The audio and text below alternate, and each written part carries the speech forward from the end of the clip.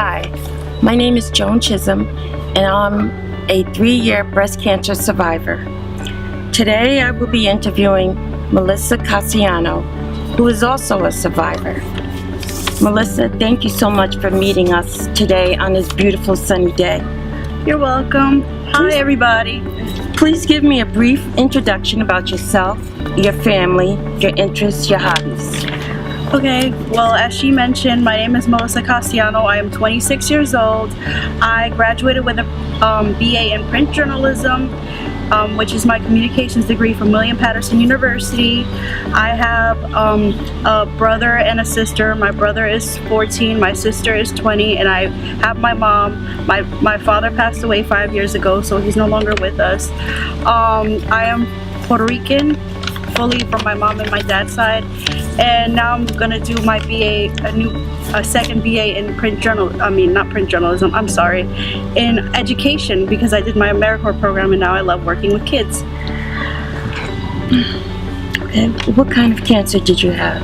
Non-Hodgkin's lymphoma. Okay, and when did you receive your diagnosis? I remember like it was yesterday, November 6, 2008. Oh, okay. Let me ask you, what events led up to your diagnosis and what symptoms did you have? What stage? Okay, stage was 2, it was knocking on 3, so glad they caught it before it got to 3. The events that led to it, I had a kidney transplant, which I still have it, thank God. I got it when I was 16, and then certain medications that the doctor gave me, he kind of gave me too much at one point and never lowered my dosage, so that kind of led to it. And the symptoms I had was I would be throwing up a lot. I lost a lot of weight. I was like 141 at one point, and then I was 123, and I lost all that weight in the span of like a couple of months. I was going to the bathroom a lot.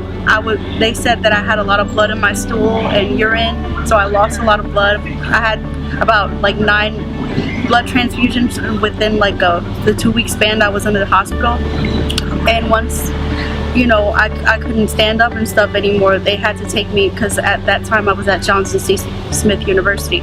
So they took me to the ER and then did all these tests, like my white blood cells and red blood cells were really low, so they knew I had an infection. They did like CT scans, they took out some biopsies, they did a whole bunch of stuff, a week's worth of tests. And they found out that I had cancer in both my lungs and one of my lower intestines. So I had 3 tumors, and they were all the size of oranges. Wow. Do you remember a specific moment when you were hit with the realization that you had cancer? Yes, I remember when the doctor first told me, and I was hit that same instant, that same moment, and I was like, all I could think about was death. The doctor told me, and he's like, would you like a sedative? I'm like, no, I don't want any sedative. I just want to call my mother. I just want to talk to my family, because I don't know how long I have to live. How long were you in treatment, and what helped you keep your spirits up? I was in treatment for a few rounds, which is like a few months. So it was called rituximab. I had to go every Monday for the treatment at Hackensack University Medical Center, and I want to thank Dr. Harris for being the best oncologist. So the oncology team that was there, I really enjoyed them, because they really explained everything that they were doing for me, and they, you know, were very helpful. They you know, offered us breakfast and lunch when we were there, because I was there all day. They were very helpful. They explained everything, and they were also very caring, which showed that they, you know, knew their job. Also, my friends and family, you know, the people that are closest to me always like got me through everything. And obviously the number one source was just God and his faith and praying and everything. Right, that was my next question to you. Is what gave you your support during that time? And you just said that God and your family and friends gave you a lot of support, and your religion, yes, having faith in God. As a survivor, what advice would you say to someone who was just diagnosed with cancer? don't think of death right away. Like, it shouldn't be your first thing. Ask questions to your doctor. I know it's hard, but ask questions. If you can, research what kind of cancer you have and what stage it is and what are the symptoms and what are the treatments. Like, always ask questions and research, and always keep the faith alive. That's my advice. Can you describe your journey? Well, like I said, I was in North Carolina at the time, and I was really sick because I was coming back from fall break. I had just come back from the ER before I got on the train, and they said that my kidney was fine and everything was fine. They did blood work and everything because I was sick, I was throwing up, I kept going to the bathroom, but they said everything was fine. So I went back to school. Something told me not to go back, but I went back anyway. Then 2 or 3 days later, I was rushed to the ER again, and then, like I said, they did all those tests on me, biopsies. They gave me some barium so they can do some CT scans, and they took urine. I couldn't urinate, so they actually had to put a catheter, and that was like really painful. And I just did a whole bunch of stuff. So then on a week later, November 6th, they told me that I had cancer. I called my mom, and she was on the next train going over there. So it was nice that she came over there, and then when I didn't even have to, obviously I couldn't see her, so just feeling her presence, I knew she was there. So she stayed with me for like the next week. Family members came to visit and everything. Everybody at Johnson C. Smith was so supportive.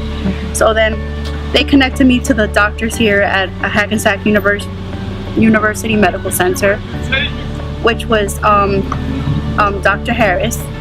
And I came back, I was crying all the time, I couldn't stop, and it was really hard. But then I came back here and I did my treatment. I could barely hold down food, I couldn't hold my spoon. It was just difficult. But I always asked my doctor what was going on and everything.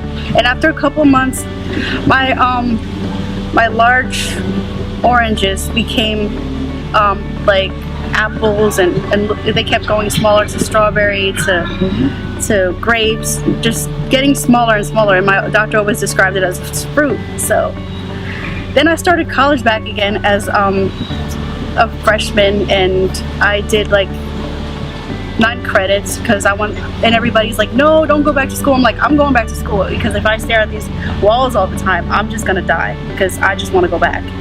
So then I did that. I was feeling better. Like, I only had to go once a month. So then after that, I started staying in the dorms in fall of 2009, and I met some people, and started getting back into my life and everything fully. And then after a year of just checking and blood work and everything, because my treatment was already over, they just wanted to see what it was doing. It kept decreasing, and then September 22nd, 2010, Dr. Harris called me and said there's no more cancer, and I just go once a year now. And that was like the best news of my life. I told everybody. Like, I've been doing like cancer walks and everything since then, Relay for Life and all this, and this is like my 3rd event doing, so I'm really happy to be doing this and sharing my story. That's great, Melissa. As a cancer survivor myself, having support from family, friends, co-workers, it does make that journey more easier.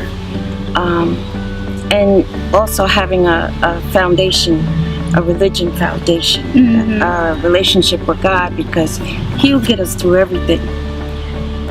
In closing, what would you say to someone else who just received the notice that they have cancer? Like I said earlier, to keep the faith, ask questions, get to know your oncologist and your oncology team, because they'll be with you through the whole step. And obviously seek support from your family and friends, let them know what's going on, and also do research on your recent diagnosis, so you know everything about it. Well, Melissa, thank you so much for taking the time out and giving